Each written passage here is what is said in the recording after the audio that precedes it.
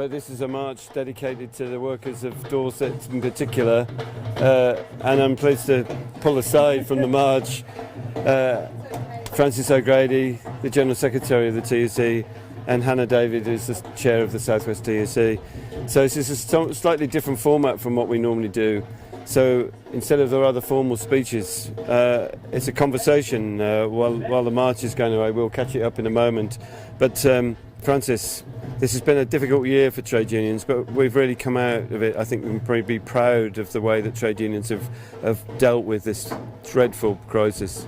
Yeah, I'm always conscious that we've got people among us who have had bereavements, who are suffering from long COVID, who are still really worried about the future. But I think by coming together, the trade union movement's achieved a lot. We've grown 6.6 million union members in the UK right now. If we carry on at this rate, we can hit that 7 million target by 2025. And also the support that's been given to people. We set ourselves some really simple priorities: good jobs, health and safety, and equality. And I'm clear in my own mind, if it wasn't for the trade union movement, we would not have had the furlough scheme and support, imperfect though it was for the self-employed. You know, our job is to make sure there's money in people's pockets.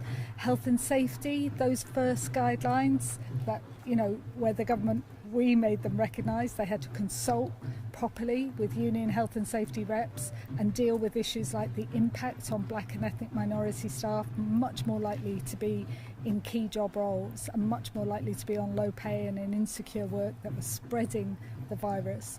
And championing equality, because we have seen, haven't we, all of us, you know, inequality wasn't invented by the virus, but it's really accelerated it, scaled it up, and everybody can see just how unfair treatment of millions of workers in the UK is, and we've got to win change, and we'll only get that if we organise and stick together.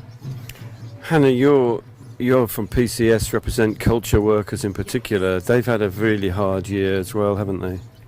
Yes, I mean, culture was already facing an awful lot of cuts before this happened, and then as soon as lockdown went into effect, museums closed, galleries closed, historic site closed, and it was just either people put on furlough or actually an awful lot of people just made redundant, a lot of people on those kind of seasonal contracts and 0 hours, the kind of things where it is a lot easier for your employer to not look after you and to not be made to do the right things. So things like furlough really did help an awful lot of workers. A lot of workers, that 80% wasn't enough. That brought them below the minimum wage, certainly below the real living wage. So unions were defending them, trying to bump them up to that 100% pay whilst they were unable to work.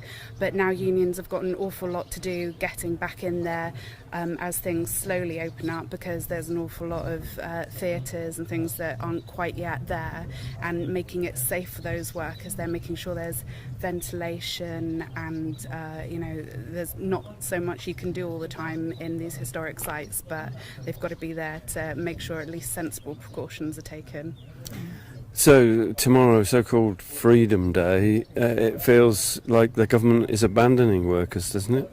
Well, the government talks about personal responsibility, but I think all of us saw those pictures of the Prime Minister himself in the back of the car in the Daily Mirror, where the drivers and his security people were all masked up inside a confined space. Was the Prime Minister? No. So, you know, the difficulty about relying on personal responsibility is what happens if you're dealing with somebody who isn't showing it. And, you know, that's why, you know, we know that masks on transport and in supermarkets and other confined spaces are important to protect the staff, which the government doesn't always seem to think about, that this isn't, you know, some kind of gesture towards freedom. This is about people's safety and security, and we all owe it to each other, but frankly the government owes it to us to make it a legal requirement. And it just feels, if I'm honest, like an almighty mess. The government's walked away, said it's outsourced its responsibility to employers. But even employers are saying the same as unions, that we need clear guidance, we need unions involved, properly involved in risk assessments, and we need proper enforcement of those standards. I mean, how come not a single company has been prosecuted when we've shown so many companies, from fast fashion to the food sector, where they have flouted even the legal guidelines? How can you trust them with staff safety by saying it's down to you now? So we're here in Tolpuddle. We can't have a full festival next year, but what does Tolpuddle mean to you both, Hannah? Tolpuddle's really a family to me. I've been coming here since I've been involved in the union movement and getting more and more involved each year, always stewarding, and this year lots of chairing of talks, and it's an absolute pleasure to come and be here with everyone and see everyone for whom it's a real tradition to get together and kind of do lots of hard work but have a real fun time together doing it. So I think it's important to look back at the history of others in the movement before us, look back at all the good times we've spent together here, building bonds, building solidarity, sharing love, and look forward to next year's bigger and better. Francis? Yeah, this is all about the spirit of Tolpuddle, and it is about love winning over hate, but it is also just about ordinary working people looking after each other, and that includes having a good time as well, because we need it. So we're all desperate for the full festival to come back next year if everything is getting better. We really hope it is, and then we can all come together. But for me, ultimately the spirit is about organising. A minute ago I said we could reach a 7 million target by 2025 if we keep growing at the same rate as we are now. But I think we should be much more ambitious than that. We've got millions of workers on 0 hours contracts, millions of workers, around 11 million workers at their peak who benefited from the furlough that unions fought for. If we're going to win justice, including racial justice and justice for women as well as men, we've got to organise together, because that's the way we win. It's also an international event. The story of Tolpuddle rings around the world, and on that we're going to join Victoria Sandino from Colombia. Hopefully the timings of this all work well, and we'll be able to come back with further speakers from Gail, Cartmail and Thangam Debonair. But let's hear the story from Colombia.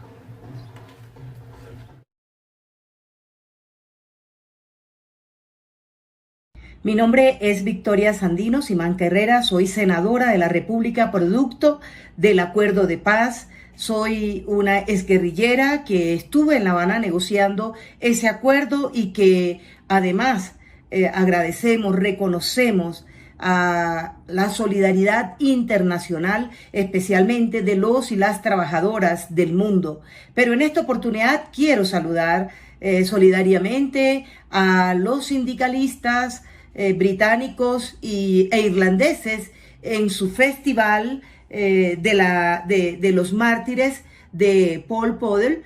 A ellos, en esa conmemoración que están haciendo en este momento, reconocerle ese papel de solidaridad que jugaron para con el pueblo colombiano, no solamente en el acuerdo de paz, en esa construcción donde ustedes nos apoyaron, nos acompañaron, estuvieron con nosotras, compartieron la experiencia desde Irlanda, por ejemplo, y Gran Bretaña, en la negociación que ustedes tuvieron, nos acompañaron a nosotros y a nosotras allí con su experiencia, con su sabiduría en la mesa de negociaciones, sino que también han acompañado de manera solidaria, permanente, al pueblo colombiano que ha padecido una violencia estructural, una pobreza, que se reprime aquí la protesta social, que se asesina a quienes se oponen, a los y las sindicalistas, a los y las trabajadoras, a las comunidades rurales,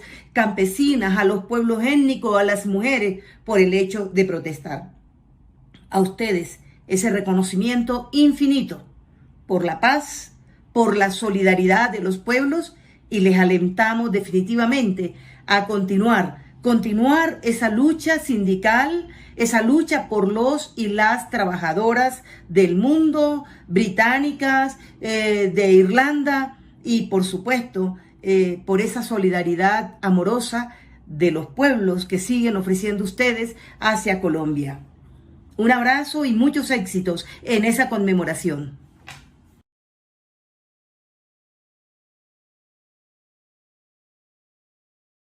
My name is Hassan and I'm director at Justice for Colombia.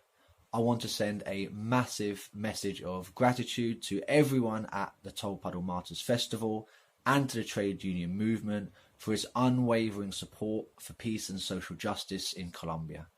Thanks to the support that Justice for Colombia receives, we are able to keep mobilizing international pressure in support of the peace process, to continue building links of solidarity between unions in Britain and Ireland with those in Colombia, and to keep campaigning and lobbying in response to the abhorrent abuses being committed in Colombia, and to make sure that they don't go unnoticed and that we can amplify as much as possible the voices of our sisters and brothers on the front line in Colombia. Recent months have shown the world, like almost never before, the unashamed violence of the Colombian state. In 2 months of protests, more than 40 protesters were killed, over 2,000 arbitrary arrests, and 28 sexual assaults. Maybe 60 or 70 young protesters have also potentially lost their vision as a result of being shot in the face by police projectiles. And the Colombian government also continues to renege on its commitments in the Colombian peace process. We've also seen over 270 FARC former combatants killed since the deal was signed. And Colombia is still the most dangerous country in the world for trade unionists. Over 20 trade unionists were killed in 2020. But the Colombian people are not alone. In its 5th year since the signing of the peace agreement, let's together continue to increase our efforts to ensure the peace agreement is fully implemented and to stand alongside our Colombian colleagues in the trade unions, in the different social organizations who continue to raise their voices and stand up to say no more to the horrendous levels of state violence.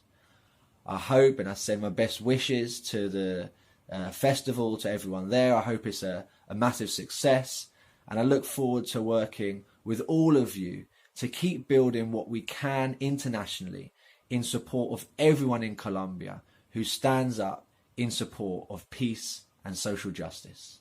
Thank you. Coming back to me, yeah? Now. Okay. Hello, so we're joining the march back here for a few moments before we join Gail Cartmail, the TUC president. But let's just grab somebody. Tom, this is Tolpuddle Tom. Hello. So what does this mean for you? You're in charge of the museum. Well, for me, it's really profound to be here in person. Last year, we managed to get out a Zoom festival, and we did have a really moving little march. To have real people and real music here, it brings a lump to my throat. We'd like to go over to Gail Cartmail, who can't be with us today, but she's on the Zoom online. Hello, everybody. I'm watching the filming here of this fantastic march, and I have to say my hat goes off to the women who are keeping you all entertained. I wish I could have been there with you today. I've got lots of wonderful jobs as president of the TUC, and one of the jobs I had a month ago was to speak to the National Pensioners Convention and to speak to their rally. And of course, so many activists in the NPC are retired trade union reps. And what I want to say briefly today is the honour with which I hold workplace representatives. And just touch on a bit of my own experience growing up. When I grew up, my generation, there was always an endless stream of people knocking at our door. There was the coalman, the milkman, the TV rental repairman, Mr. Franks, the ubiquitous hair cutter, the knife sharpener, the rag and bone man, the postie, and of course, the Bobber Job scouts. But among those who knocked at our door quite regularly was the union rep, our post office rep. And I say our post office rep because what he embodied was all that was good about trade unionism, organising Christmas parties, a table tennis club, and food parcels during what I regard as the post office workers' strike. That man was an important person to our family, and he's one of many important people, past and present. One of my greatest honours as a much younger woman was to be elected Mother of a Chapel. And I know that many shop stewards across the country and union reps and now worker companions feel similarly honoured to have that trust of their fellow workers bestowed on them. They are the face of our unions. In thousands of workplaces across every industry, in print unions, car factories, hospitals, council depots, town halls, banks and power stations. And what I call this is everyday trade unionism. Our feet on the ground, our shoulders to the wheel, they are our ears and they are our eyes. And our reps are telling us what we need to hear. They're telling us about a mental health pandemic. But they don't just do this stuff in their workplace. They do work with our communities, supporting food banks, fundraising for hospices, and gifting children sports clubs. Wonderful work that makes our union visible across our countries. And they present apprentices with toolboxes, starting off in their working life. They stand by the bullied and harassed. They take the argument for better pay and conditions, better holidays to employers, and they do this day in and day out, what I call everyday trade unionism. And throughout the pandemic, our safety reps have been invaluable, literally saving lives, reps making a difference. And I just looked at some union websites, including my own Union Unite activity over the last week or so. So just have a look. Unite, for example, just over the last week, struck a deal with St Mungo's, the housing association. After strike action, they have won the right to an independent review into bullying and a pay victory for Stadler workers at the Tyne and Wear Metro. PCS fending off pay cuts at the South Bank, defeating proposals to take money from their members' pockets, and a G&B victory at JCB West Midlands. And this is what the G&B officer said. He said, yet again, our fantastic workplace reps have saved jobs and secured the future for their members. Yet again, just 3 unions. Now scale that up to all of our TUC affiliates, and we see the power that we have in our members' workplaces is phenomenal. Everyday trade unionism. And Tolpuddle is a celebration, and it's also marks sacrifice. And so I have to say that our reps can face victimisation. Certainly that's an issue globally, and closer to home, we do have this as an issue. However, in countries like Colombia, they face the severest risk, are even murdered and disappeared, as is the case in a number of countries. So we pay tribute to all of our reps globally and at home, to the thousands of trade unionists representing our members in the workplaces, supporting 6 million members. And of course, the 6 million members, the majority are now women workers. So I wanted to thank our reps from the bottom of my heart, and to say that the best advice I think I was ever given was from my dad, who said, join a union and back your rep. And let's grow all of our unions in every sector and workplace. We're not full up. And since first being elected an MOC in the printing and graphics industry, I've never looked back. So if you're not a rep, think about it. There's plenty of space for more. Join a union if you're not in a union. You're never too old to start. Be active, make a difference, and thank you to our everyday reps. Thank you. Thank you very much, Gail, and thank you for your leadership, and we wish you all the best. I'm joined here with some of the family. There's normally a lot more able to come, but it's really great to see you here, and it was great to be a part of the wreath laying that took place earlier. But I'd just like to ask Jamie, direct descendant of one of the Tolpuddle Martyrs, what does this mean for you today?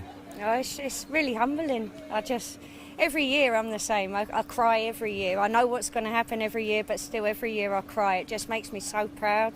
And thanks obviously to the unions for bringing Grandad home, or I wouldn't have been here. So yeah, it's just very humbling. It means family, it means unity, and it brings everyone together. It feels nice. What does it feel like for you? Anyone wants to add? Coming back to our ancestral roots for me. Yes. I get a buzz every time I come back, and you know, I like to think we've all got unity together, and it's nice all these years later that descendants and relatives can meet up. Very proud, Nigel, very proud. Thank you. And obviously there's a big family across the ocean in America and Canada where the martyrs ended up, so we are often in touch with them and join with them in solidarity. We'd now like to go to Thangam Debonair, the shadow leader of the House, MP in Bristol, been a very good supporter of us here in Tolpuddle. So let's hear from Thangam Debonair. Oh, thank you. Thank you so much, colleagues. Thank you so much for inviting me to be with you today. And I'm so looking forward to a time when we can all be together safely in person once more. It's lovely, but also wistful to see the march in Tolpuddle. It brings back memories of so many Tolpuddle days gone by, going back to the first time I ever went in the Oxford and Swindon co-op party bus with my grandmother Florence, a co-operator and Labour member, and my sister. And then taking in more recent years when the festival has grown and grown to the magnificent, beautiful thing it is now, whether online or offline. It's a beautiful thing to be a part of. So I'm Thangam Debonair. I'm the MP for Bristol West and the shadow leader of the House, and I'm here to represent the Labour Party today, which is a huge honour and actually makes me feel quite well, really proud, because the Labour Party and the trade union movement, we exist because of each other. I'm a proud member of the Musicians Union, my original trade union as a musician, and Unison from my days as a voluntary sector worker in the local government union, NALGO. I'm also proud to be supported over the years by many other unions, including communication workers and the Fire Brigades Union. But I thank all trade unions today for supporting people across the country for everything you've been doing every day, but particularly in the last year. Now, as we all know, the Labour Party exists to get into government and make the country better for working people. Been so many times in the last century when many Labour MPs and trade unionists must have said, there's never been a more important time for us to kick out this Tory government and bring in a Labour one. And the Tolpuddle trade unionists and their families, of course, didn't say those exact words, but the visions they had for what they were fighting for were the foundations of the Labour Party throughout its history. And I often think of the wives and children who were left behind, forced to endure great hardship, but who had the support of union members to keep them going. That was a collective endeavour. That's the foundation of the modern welfare state. And it's always a Labour government that both builds and rebuilds it and will do so again. So I'm not going to say that there's never been a more important time than today, just that today is one of the most important times, and that we're all invested in getting a Labour government into power so we can improve the lives of working people in the memory of our Tolpuddle brothers and sisters. There's a lot of mention lately of what the Labour Party is or isn't for. I think it's right here in this march, in our collective DNA as trade unionists and as Labour members. We want working people to be paid a decent wage and be treated decently, to be safe at work and able to take home enough money to live a good life, to afford to bring up their family, pay for a nice home to live in and a summer break, just to know that children will be able to go to a good local school and that hospitals and social security will be there when we need them, because we've all paid in to make sure of that. And to grow old in dignity and spend time with friends and family. Now, that's been put under a lot of strain in the last 10 years, but in the last year, this has been a struggle for just about everyone. We've been kept apart. Some people put their own lives on the line. Some trade unions had to care for very sick people, or as key workers, keeping our food, power and transport systems going. Some people have had to isolate for months on end. And anyone with children in their family knows the struggle it's been for them to keep up their education. Some have lost livelihoods, and many too many have lost lives, often facing death separated from loved ones. But at the same time, we've also reconnected our sense of communities. Neighbours really have looked out for each other, and most people have willingly and bravely tolerated hardship and heartbreak, as well as sometimes loneliness or financial struggle, for the greater good for months on end. And that speaks to the value of this country, which the Labour Party exists for, to put into the collective pot what we can and make sure that the pot is strong enough to take care of people when we need it. Over the last COVID year, more than ever, with Tories in charge of that collective pot, it's been put under strain, and we're all yearning for the before times. Before times aren't coming back, but we also cannot rely on the Tories to make the future a better place for working people. That's up to us. Trade unionists in the last year have been astonishing in what you've done to support workers and wider communities, and I'm so proud to be part of it. And whilst we may all be tired, our collective support for each other will lift us up, it will energise us, it will inspire us to build that better future. And I think we're up to it. I hope that we can use today, our Tolpuddle Day, to renew our promise to working people as trade unionists and the Labour Party that we can and will make a better future, that we get how much people have missed each other and want to be together, that we understand the devastating impact that decades of deindustrialisation have had on communities and jobs across the country, from small towns to city neighbourhoods with a strong local identity. That we know that people in towns and cities, coast and country, want their families to be able to choose whether to stay or leave, not to be driven away by lack of opportunity in their neighbourhoods for a good life. And that we all love our country, and we refuse to let patriotism to be hijacked by those who really don't give a damn but just take everyone for what they can get. And that our patriotism, our left-wing, trade union, socialist, social democratic patriotism, is about the true British values of fairness, democracy and justice and equality. And that means building decent, quality, affordable, climate change resilient homes across the country. That we invest in jobs with decent pay and conditions, and that we know that halting the devastation of climate change needs political leadership that also understands the inequalities that we understand, and tackling those inequalities is vital if we don't want to just leave it all up to individuals, which will never work. That this takes a government, a Labour government, to take responsibility. That people are going to need a health and social care system where people are valued for their work in order to provide the high quality of care that most of us will need at some point. And that workers need rights now as much as they did when our Tolpuddle brothers and sisters stood firm right there under that tree all those years ago. They did it for their children, but they also did it for us. And we owe it to them to carry on their work. So I believe everyone here in Tolpuddle, in reality and watching online, we get that. We get that creating that better future we all want and hope for, that honours the Tolpuddle trade unionists and the sacrifices their families made. We can and we must build that future together. We must paint that picture in harmony with one another. And we cannot allow our enemies to divide us. We will never get a Labour government if we're divided. And our country needs us. Our country needs us to build that future with good, secure, worthwhile jobs that pay properly, the decent homes and public services and workers' rights. And we can do this. It's what our Tolpuddle predecessors would have expected us to be doing. We can do it in their memory, but also we can use their inspiration to hold strong. I strongly support Gail's call for us all to encourage more people to join a union and to step up and be a rep. But the best potential reps don't always realise they've got it in them. The best potential councillors and members of parliament often need asking to stand. One of the things I'm most proud of as a Unison and MU member is how well branches do at asking women in particular, but men and women with potential they might not yet recognise, to step up. Let's all do that, because we all need each other and we're all stronger for it. Together, be and truly honour the memory of the Tolpuddle Martyrs. Thank you, and I hope to see you all very soon. Thank you very much, Thangham, and thanks for all your support throughout the year and in Parliament. We wish you well and hope you're able to get out of isolation very soon. I'm joined now by John Burbage, the chair of the Tolpuddle branch of Unite, and Joanne Kay, Regional Secretary from Unison. Joanne, what does Tolpuddle mean to you and for your workers at this particular time? I mean, Tolpuddle has always been, we've always had a real sense of kind of renewal and restoration by coming to the festival and seeing the kind of great spread of our movement. And it's always been, you know, trade union work is hard, and sometimes it can feel quite quite heavy going and stressful, and you come to Tolpuddle and you really get your batteries recharged. I think Tony Benn was the one who said his batteries are always recharged going to Tolpuddle, bless him. And I think particularly poignant coming back here after the 18 months that we've had, and today laying the wreath at James Hammett graves. It did feel very poignant, remembering all the members we've lost, and remembering the people that we've lost, and the role of our members in caring for them.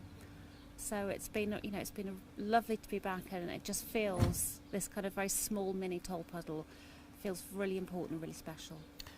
Because today is the last day of whatever regulations apply, so-called Freedom Day tomorrow. Are workers being thrown to the wolves, do you think? I think in lots of cases without unions they certainly will be, but trade unions will be making sure that every workplace has to have a risk assessment, and making sure that they're robust, and that if face coverings still make sense, that we'll make sure that they're still worn, and making sure that social distancing still applies, but a much bigger task of saying whether or not we can get flexible working policies in employers, so that workers who have had some greater freedom and flexibility over things like home working, whether or not they can move forward to better policies. But certainly, tomorrow health and safety will be as important as it is today, and we'll be making sure that workers are protected, and that's what trade unions do. That's our job. Thanks, Jo. And obviously, people are sometimes surprised that this great episode in the history of the trade union movement is here in lovely rural Dorset, not in our big cities. But we value that legacy of farm workers as an important part of the festival every year. So I'm really pleased to be joined by John Burbage, who's the chair of the local branch and a farm worker yourself. So John, food production, it's a crisis throughout, isn't it? What with Brexit, the COVID, with automation, the climate emergency. Wow, you've got your work cut out to represent members at the moment. Yes. There's certainly a huge crisis in agriculture. Uncertainty is a main problem, and the inability of people to plan. And when it comes to workers' rights and so on, we're the casualties. Unfortunately, this kind of goes directly into the issue of Tolpuddle in the festival, because this is a beacon in Dorset, the festival is, and it's actually bringing trade unionism back to Dorset. And affirming it is so important to people's lives, just surviving at the moment. And when it comes to the martyrs themselves, we have to remember too, the martyrs has solidarity from people all over the country, but particularly city people, and so the combination of town and country has always been an issue. And even starker, yesterday we had that demonstration outside of the Drax estate, and we see that huge inequality in wealth and power, and that's what people have suffered in the countryside, but people are still suffering that in the town. Thank you very much, John. Tolpuddle wouldn't feel the same without Rob Johnson singing after the march goes back, and Rob can't be with us because of this crisis and having to self-isolate, but he has been able to provide some films quickly put together for the occasion. So let's hear from Rob Johnson. This is a bit autobiographical, but I have rarely been so proud to be part of a union as I was in January of this year.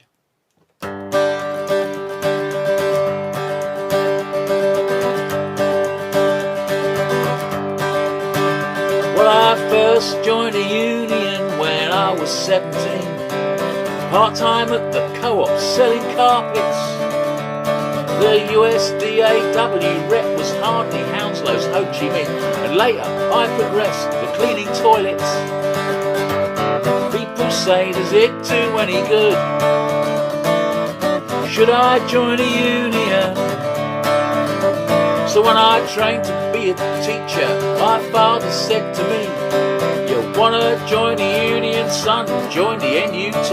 And he took me to my first GM at Smallbury Green School Hall, and he pointed out the rank and file. I thought, oh, they look cool. And people say, does it do any good? Should I join a union?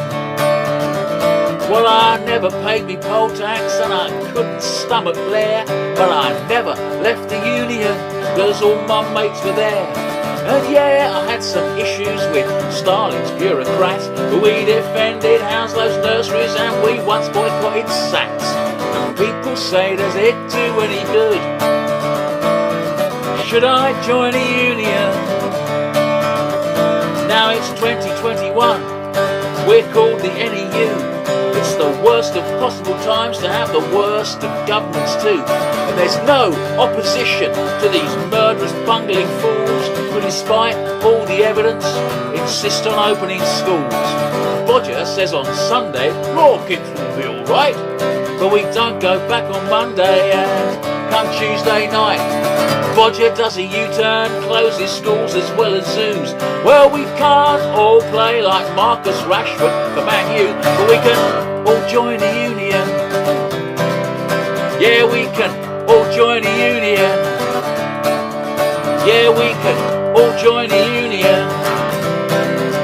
Yeah, we can all join a union all together. Yeah, we can all join a union. We can all join a union. We can all join a union. We can all join a union.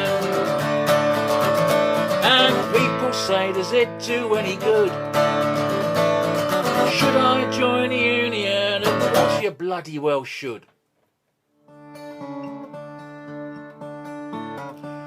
This is a song about last year's procession. I'm so looking forward to this year's too. Wish I was there.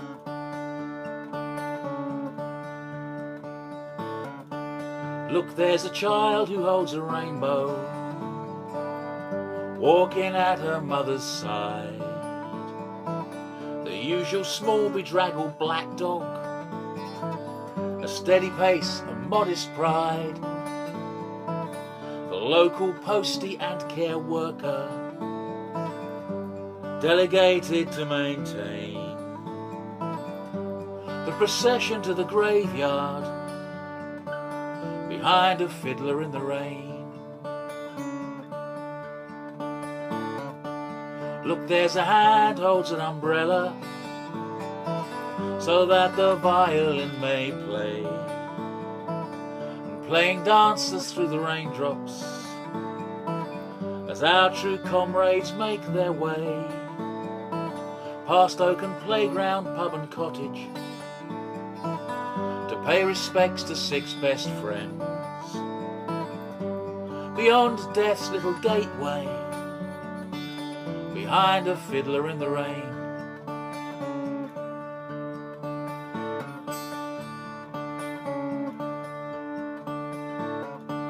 See how she steps it out so lightly, how with the melody she sways, and how our comrades carry with them the ghosts of millions here today,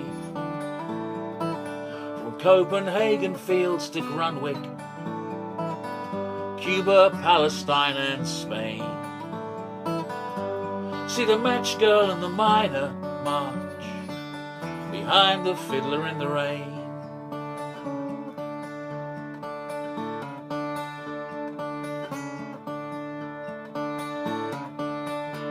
And louder than the rainfall, the village claps the small parade.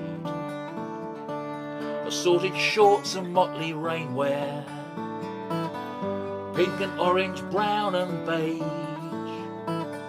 Clouds will pass and so will prisms. The work we do is what remains. A child who holds a rainbow high behind a fiddler in the rain.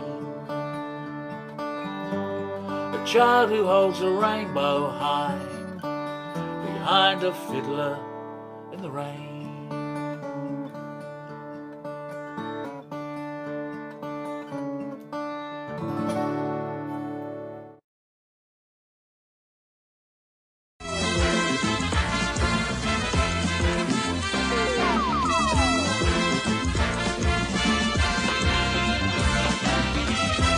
Hello Tolpuddle, it's great to be back. What a year and a half it's been. Lots of really difficult times for everyone. But there are one or two things that we probably will take forward into the future. What do you think, Tom? I can't hear you. Oh, you're on mute. I was on mute. Remember, kids, Always check your mute button. Well, Tom, what new items are there for us to buy in the shop this time? well, we've got this, Neil, new in. Oh, new in. What is that exactly? It's actually the print version of Don Cummings' blog.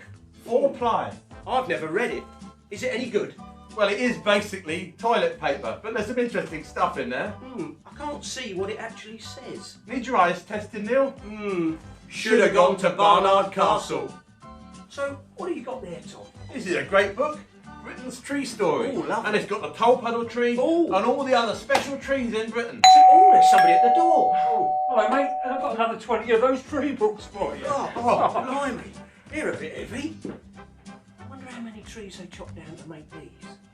Well, Tom, is there anything else new in the shop? Well, we've got this just in, which might interest you. Oh, that looks interesting. What is it? That is the Nigel Costley Hair Restorer. Ooh, is it any good?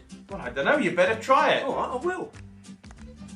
Oh, it tastes horrible. Oh, I should have done a risk assessment. Oh, blimey. Well, it definitely works. Oh, I feel like a new man. I'll take it. You looking for anything particular, Neil? Well, I'm just sort of browsing the books you've got. You've got a nice selection here. I notice you've still got Capital by Thomas Piketty. Have you read it yet? No, I can't afford that. But I have got this. Oh, yeah, The Book what's of that? Trespass Oh, by that Nick sounds Hayes. interesting. Fascinating book, all Really? about land ownership and who really owns the land. Well, who does own the land? Well, Richard Drax owns most of it. Well, it's been really nice to see you again, Tom. And it's been nice to see you again, Neil. And it's been nice to see you. And we can't wait till next year when we can see you all here in the field at Tolpuddle. See you next year.